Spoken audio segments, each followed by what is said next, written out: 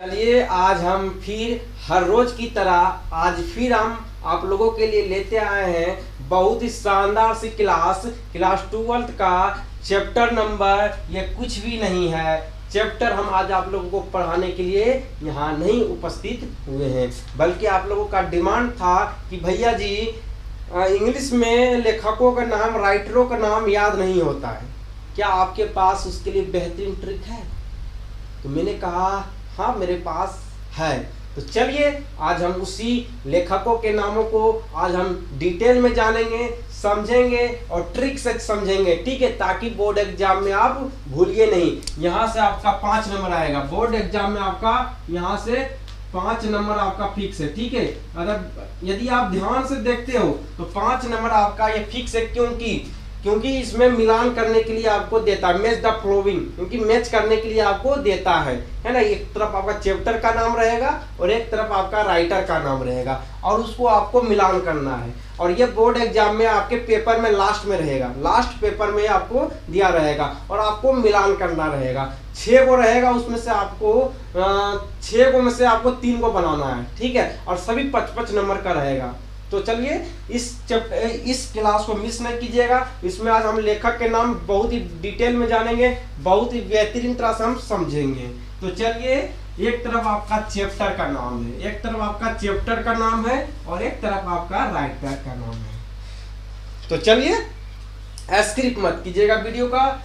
पहला चैप्टर ये आपका प्रोज, ये आपका पोइट्री चैप्टर, ये आपके बुक पोइट्री का है, ठीक है। कहने का मतलब यह है कि आप क्लास 12th में हो तो आपको मालूम होगा कि आपके क्लास में आपके जो है 12th में कितने बुक इंग्लिश का चलता है। तो 12th का 3 बुक आपका चलेगा, ठीक है।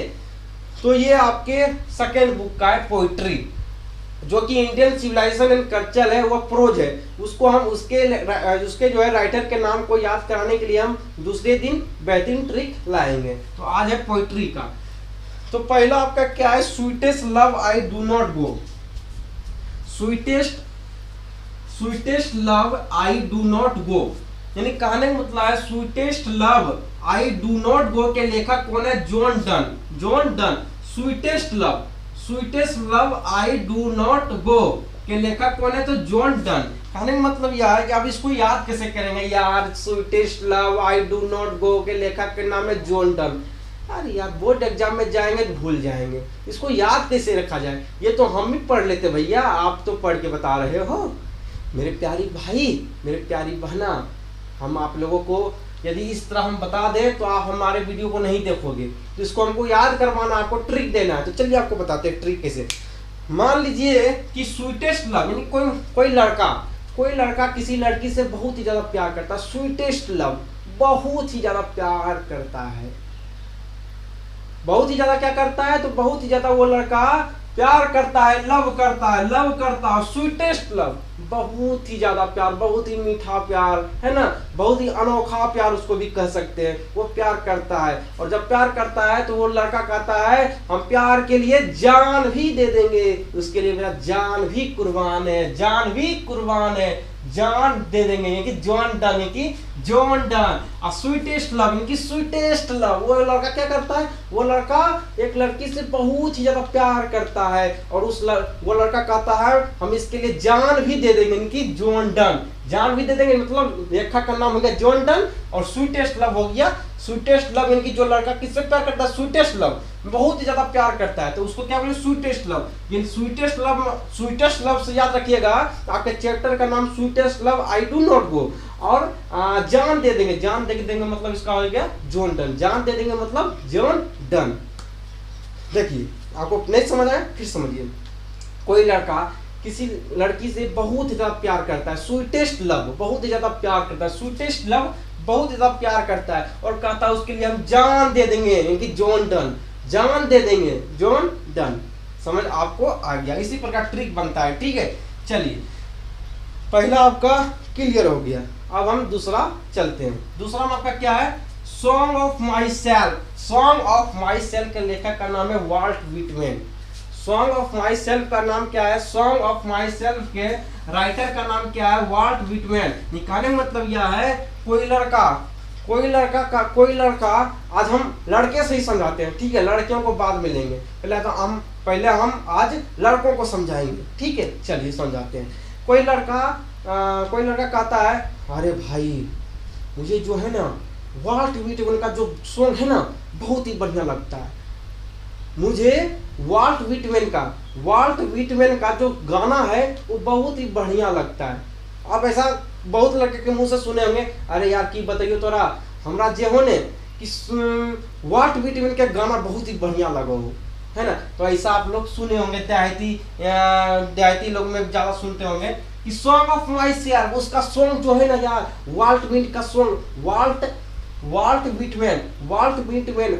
व्हिटमैन का जो गाना है ना यार दिल से लग जाता है, सॉन्ग उसका जो दिल से लगता है, दिल से लग जाता है। यानी सॉन्ग ऑफ माई सेल्फ के लेखक कौन है? Walt Whitman. इनकी वाल्ट व्हिटमैन का जो सॉन्ग होता है वो दिल से लग जाता है, यानी कि सॉन्ग ऑफ माई सेल्फ, दिल से, सॉन्ग ऑफ माई सेल्फ यानी कि दिल से, सॉन्ग वाल्ट व्हिटमैन का जो गाना है वो दिल से लग जाता है, उसका सॉन्ग जो है वो दिल से लग जाता है। सॉन्ग ऑफ माई सेल्फ के लेखक कौन है? Walt Whitman.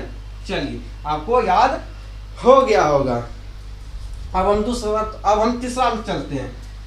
तीसरा आपका है now the leaves are falling fast के लेखक का नाम है W.H. Auden। Now the leaves are falling fast के लेखक कौन है? W.H. Auden। तो इसका मतलब इसको याद कैसे रखेंगे? नहीं रे, इसको याद कैसे रखेंगे? तो याद रखिएगा, नहीं फेंकना रे, नहीं मतलब नाउ, नहीं फेंकना रे, नो से याद रखिएगा, नहीं फेंकना मतलब लिप्स, फेंकना मतलब लिप्स, नहीं फेंकना रे फास्ट, यानी कि कहने मतलब यह है कि आप में कहीं आप देहाती, जैसे कोई क्रिकेट खेलते हैं, ठीक है, अगर क्रिकेट खेलते हैं तो बहुत ही बेहतरीन तरह से आपको ये भी समझ आएगा, नहीं खेलते हैं तो भी आपको समझ आएगा। जैसे मान लीजिए कि कोई बैट्समैन उतरा हुआ है और कोई जो है क्रिकेट देख रहा है, मान लीजिए कि कोई कहता हो, अरे नहीं रे फेंकना फास्ट रे, उधर ऑडियंस है, उधर क्या है? तो उधर ऑडियंस है। ऐसा आप सुने होंगे कि उधर मत गेंद फेंको, उधर ऑडियंस बैठा है, चोट लग जाएगा। नहीं फेंकना रे, उधर ऑडियंस है, W.H. Auden की ऑडियंस मतलब ऑडियंस से याद रखिएगा, ऑडेन। तो W.H. Auden क्या हो गया कि now the leaves are falling fast के लेखक हो गया W.H. Auden। तो now the leaves are falling fast के लेखक हो गया W.H. Auden। तो याद इसको कैसे रखेंगे? नहीं फेंकना रे, लेकिन now the leaves are falling fast, यानी कि नहीं फेंकना रे फास्ट, या नहीं फेंकना रे फास्ट, याद रखिएगा, ठीक है। ट्रिक हम कैसे बना रहे हैं? नहीं फेंकना रे फास्ट, क्यों नहीं फास्ट फेंकेंगे यार? फेंकेंगे तो नहीं फेंकना रे फास्ट, क्यों? अरे भाई उधर ऑडियंस है, वहां उधर क्या है? तो ऑडियंस है, उधर क्या बैठा हुआ है? तो उधर ऑडियंस बैठा है। W.H. Auden, लेखक का नाम है W.H. Auden। चलिए अब चौथा नंबर आपका है Ode to Ottoman,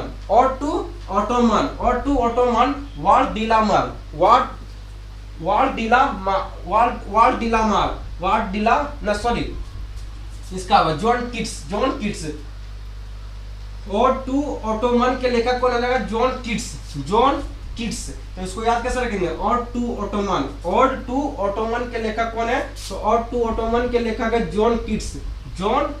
तो या इसको याद रखेंगे, इसको इस प्रकार से याद रखेंगे, जॉन किट्स जो है, जॉन का जो किट्स है, किट्स आप देखेंगे, किट्स इस प्रकार का होता है, आप नहीं देखें देख लीजिएगा, इस प्रकार के किट्स होता है, अगर नहीं देखे तो देख लीजिएगा, इस प्रकार के किट्स होता है, इस प्रकार के किट्स होता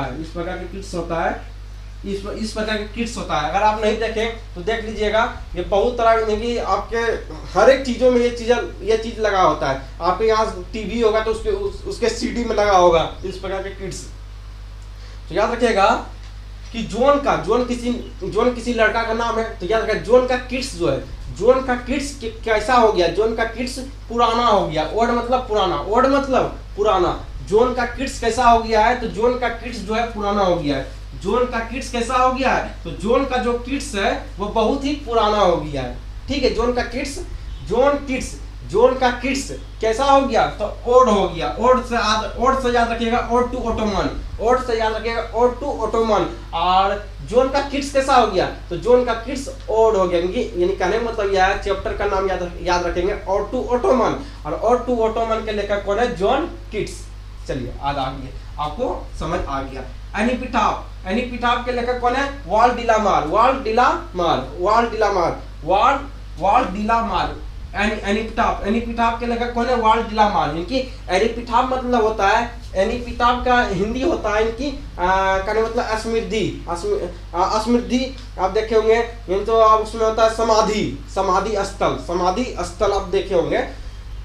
जैसे मान लीजिए कोई इंसान का मृत्यु हो जाता है, किसी इंसान की मृत्यु हो जाता है, तो आप देखे होंगे कि उसे उसको जो है दफना दिया जाता है, उसको दफना दिया जाता है। दफना देने के बाद चबूतरा बना दिया जाता है। चबूतरा जो है इस प्रकार का चबूतरा बना दिया जाता है। चलिए आपको बताते हैं, इस प्रकार का जो है चबूतरा बना दिया जाता है। जब कोई इंसान मर जाता है ना, तो उसको दफना दिया जाता है। दफना देने के बाद जो है चबूतरा बना देता है, इस प्रकार का चबूतरा बना देता है। इस प्रकार का जो है इस प्रकार का चबूतरा बनाता है। इसको इसमें क्या करता है, इसको यहाँ दफना दिया जाता है। यहाँ इसको दफना दिया, यहाँ पे जो इंसान को दफना दिया जाता है, इंसान को दफना दिया जाता है और इस प्रकार चबूतरा बना देता है। और चबूतरा बनाकर यहाँ पे कुछ लिख देता है, जो उसका नाम रहता है, पता रहता है। वो यदि बढ़िया काम किया होगा तो उसमें यहाँ पे इसको वहाँ पे सब चीज लिख दिया जाता है। तो एनीपिटाफ मतलब होता है जो है, कहने मतलब है कि समाधि स्थल होता है। तो समाधि स्थल, एनीपिटाफ मतलब याद रखिएगा, एनीपिटाफ मतलब क्या होगा, समाधि स्थल हो गया। तो समाधि स्थल को क्या कहा जा रहा है, वाल्डिलामार, माने कि व्हाइट रंग से रंग दे, वाल्डिलामार, माने कि इसको जो है ये जो समाधि बना हुआ है, इस समाधि को क्या करना है, तो इस समाधि को व्हाइट रंग से रंग दे, क्योंकि वाल्डिलामार, क्योंकि व्हाइट रंग से रंग दे, वाल्डिलामार। वाल्ट मतलब याद रखिएगा व्हाइट, वाल्ट मतलब याद रखिएगा व्हाइट, क्योंकि व्हाइट रंग से रंग दे। ठीक है, याद रखिएगा।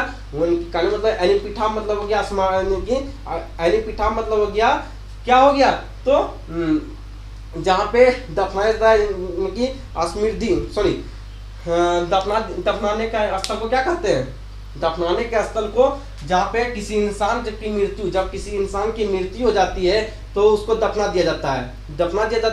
तो दफना देने के बाद चबूतरा टाइप का बना दिया जाता है, जिसका क्या कहते हैं, समझो क्या कहेंगे हिंदी में उसको, अभी हम बताए थे, भूल रहे हैं। समाधि स्थल। तो समाधि स्थल बना दिया जाता है। और उस समाधि स्थल को क्या कहा जा रहा है कि वाल्डिलामार, यानी कि व्हाइट रंग से दीवार को, डीला मतलब डीला से याद रखिएगा दीवार, इस दीवार को व्हाइट रंग से रंग दे, वाल्डिलामार मतलब हो गया कि समाधि स्थल जो है उसको व्हाइट रंग से रंग दे, समाधि स्थल के दीवार को व्हाइट रंग से रंग दे। चलिए छठा नंबर में आइए। छठा नंबर का है द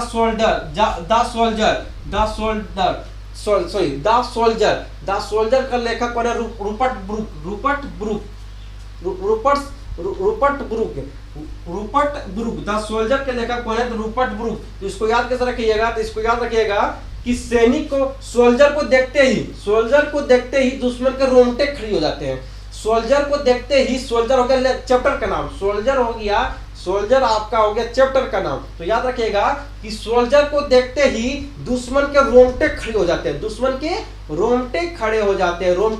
रोंगटे मतलब याद रखिएगा रूपर्ट ब्रूक, रोंगटे से याद रखिएगा रूपर्ट ब्रूक।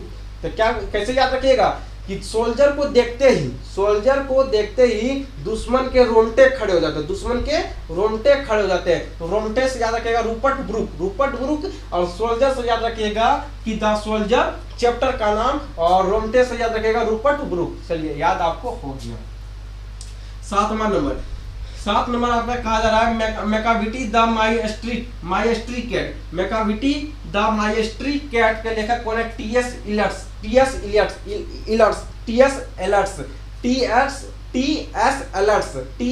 एलर्ट्स। तो इसको याद कैसे रखेंगे? तो इसको याद इस प्रकार से रखिएगा कि मैकाविटीज द माइस्ट्री कैट के लेखक कौन है? तो टीएस एलर्ट्स। तो इसको याद इस प्रकार रखेंगे कि इस प्रकार याद रखेंगे कि कोई लड़का न सॉरी आप ऐसा घर में भी देखे होंगे कि माँ के बगल से बिल्ली जा रहा है ना? मैकाविटी से याद रखेगा माँ के बगल से बिल्ली जा रही है, केट, माँ के बगल से केट जा रही है, माँ के बगल से बिल्ली गुजर रही है, और आप कह रहे हो माँ अलर्ट हो जाओ। क्यों अलर्ट हो जाओ? क्योंकि बिल्ली आपके बगल से गुजर रही है, अलर्ट हो जाओ। क्योंकि अलर्ट्स मतलब याद रखें टीएस अलर्ट्स। अब माँ मतलब याद रखें मैकाविटीज याद रखिएगा। माँ के बगल से बिल्ली गुजर रही है, माँ के बगल से बिल्ली मतलब केट क्या कर रही है? माँ के बगल से केट गुजर रही है, और वो लड़का कह रहा है माँ अलर्ट्स हो जाओ। इनकी टीएस अलर्ट्स इसका लेखक हो गया। चलिए चौथा नंबर है फायर ह्यूमन के लेखक कौन है? तो के एन दारूवाला। इसको याद कैसे रखेंगे? इसको याद कैसे करेंगे? तो इसको याद करने के लिए बेहतरीन तरीके है फायर ह्यूमन के लेखक कौन है? तो के एन दारूवाला। तो इसको याद कैसे रखेंगे? अरे यार इसको याद रखेंगे, फायर में आग में दारू डालने से आग धधकता है। अब देखे होंगे, नहीं भी देखे तो देखिएगा। मान लीजिए कि इसमें आग लगा हुआ है, इसमें आग लगा है, तनी आग लग रहा है, इसमें तनी आग लग रहा है। आप जब इससे क्या करेंगे? आप इस बोतल से अगर हम अल्कोहल डाल देंगे, तो ये धधकेगा, यानी कि बहुत तेजी से ये लहकेगा, धधकना जो भी बोल लीजिए देहाती भाषा में, देहाती लोग होंगे तो उसको ज्यादा समझ आ रहा होगा। तो फायर ह्यूमन मतलब हो गया कि के दारू वाला। तो दारू वाला जो है क्योंकि आग में दारू डालने से क्या होता है? धधकता है। तो आग में फायर ह्यूमन कि फायर में जब दारू डालेंगे तो क्या होगा? तो आग जो था वो फायर जो है वो धधकेगा। तो याद रखिएगा फायर ह्यूमन के लेखक कौन है? तो के एन दारू वाला। चलिए स्नेक का लेखक कौन है? D H Lawrence. ठीक है, डीएच लॉरेंस। तो इसको याद कैसे रखेंगे? स्नेक जो था वो चैप्टर का नाम है, और डीएच लॉरेंस जो है ये आपके राइटर का नाम है। इसको याद इस प्रकार से रखेंगे कि ले रे, आप देखे होंगे कि, चलिए आपको बताते हैं। ले रे सांप पकड़ा, ले रे लॉरेंस क्योंकि लोरे सांप पकड़ा गया। बहुत प्रयास करते वो सांप पकड़ा गया। किसी इंसान को आप कहे होंगे कि यार यहाँ पे सांप है, यहाँ पे सांप है, तो वो लड़का बहुत प्रयास किया होगा, और लास्ट में वो सांप पकड़ा गया होगा, उससे पकड़ा गया होगा, और वो कहता है लोरे यार इस सांप को पकड़ लिया, लोरेंस है ना? इस प्रकार याद रखिएगा, लोरे इस सांप को पकड़ लिए। तो लोरे मतलब याद रखिएगा लॉरेंस हो गया राइटर का नाम, डीएच लॉरेंस हो गया राइटर का नाम, और स्नेक मतलब हो गया चैप्टर का नाम। चलिए अब आपका दसवां क्या कहा जा रहा है? तो माई ग्रैंड मदर हाउस। तो माई ग्रैंड मदर हाउस के लेखक कौन है? कमला दास। तो इसको इस प्रकार से याद रखेंगे। इसको याद कैसे रखेंगे? इसको याद रखिएगा कि मेरे दादी के घर के पीछे जो तालाब है, उस तालाब में कमल का फूल है, उस तालाब में क्या है, तो उस तालाब में कमल का फूल है। तो इसको याद कैसे रखेंगे कि माई ग्रैंड मदर हाउस, इनकी मेरी माँ, मेरी दादी माँ के घर के पीछे जो तालाब है, उस तालाब में कौन सा फूल है, तो कमल का फूल है। तो कमल का फूल से याद रखिएगा कमला दास, उसके लेखक का नाम हो गया, राइटर का नाम हो गया, और चैप्टर का नाम हो गया माई ग्रैंड मदर हाउस। तो आशा नहीं पूर्ण विश्वास है कि आपको बहुत ही बेहतरीन तरह से इस चैप्टर का जो है लेखक का नाम समझ भी आया होगा। मिलते हैं नेक्स्ट वीडियो में, तब तक के लिए बाय बाय। जय हिंद, जय भारत, जय बिहार।